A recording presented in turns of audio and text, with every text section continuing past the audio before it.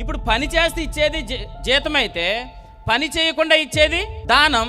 పని చేయకుండా ఆయన మనకి దానం ఇచ్చాడు కాబట్టి ఇప్పుడు మనం అందరం ఆయనకు దేవుని పిల్లలమయ్యాం. ఇప్పుడు వాస్తవానికి మన పిల్లలకి మన భూమిని రాసి ఇచ్చేటప్పుడు ఏ పట్ట రాస్తారు? రిజిస్ట్రేషన్ ఆఫీస్ దానా పట్ట రాస్తారు. అదే పట్టాన్ని వద్దండి దానా పట్ట రాయకుండా వేరేనా రాయండి అని అన్నారు అనుకోండి, అప్పుడు ఆయన ఏమంటాడు? అది చెల్లదు. ఎందుకు? అతను నీ కొడుకు కాబట్టి ఖచ్చితంగా నీ ఆస్తి అతనికి ఏమవుతుంది? చెల్లుతుంది కాబట్టి దాన్ని ఏ పట్ట రాయాలి? దానా పట్ట మాత్రమే రాయాలి. అంటే దేవుడు మనకి నీతిని ఎందుకు దానంగా ఇచ్చాడంటే ఆయన మనకు తండ్రిగా ఉండాలనుకున్నాడు. ఒకవేళ మన క్రియల ద్వారా మనకి నీతి ఇచ్చాడు అనుకోండి, అప్పుడు మనం ఏమవుతాం? ఆయన మనకి ఏమి ఇచ్చినట్టు? జీతం ఇచ్చినట్టు. జీతం ఇస్తే ఇప్పుడు ఆయన మనకి ఏమవుతాడు?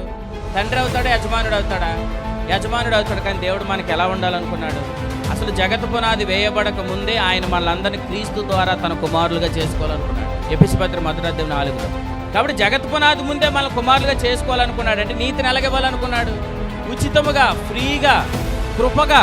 ప్రభుకి స్తోత్రం. పని చేయకుండా, మన క్రియలు లేకుండా దేవుడు మనకు ఉచితంగా నీతిని ఇచ్చాడు. మరి యేసు ప్రభుని నమ్మిన మీరు అందరూ ఎలా పొందారు నీతిని? చెప్పండి, ఎలా పొందారు నీతిని? దానంగా పొందారు.